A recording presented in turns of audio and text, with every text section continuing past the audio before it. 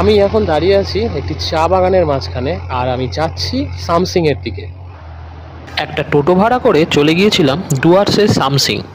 পুরো রাস্তাটাই এইরকম অসাধারণ। প্রথমে কিছুটা ফরেস্ট এবং তারপরে পুরো রাস্তাটাই এরম চা বাগানে ঘেরা।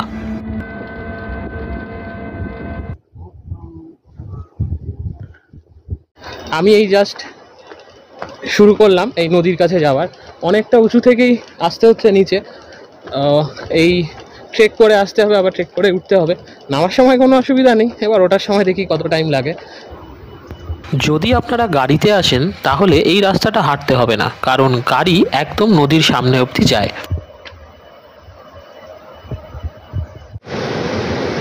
পুরো ভিডিওটি চ্যানেলে খুব শিগগিরই চলে আসবে, তাই যদি ইউটিউবে দেখেন তাহলে চ্যানেলটিকে অবশ্যই সাবস্ক্রাইব করে দেবেন, আর যদি ফেসবুকে দেখেন তাহলে পেজটিকে কিন্তু ফলো করতে ভুলবেন না।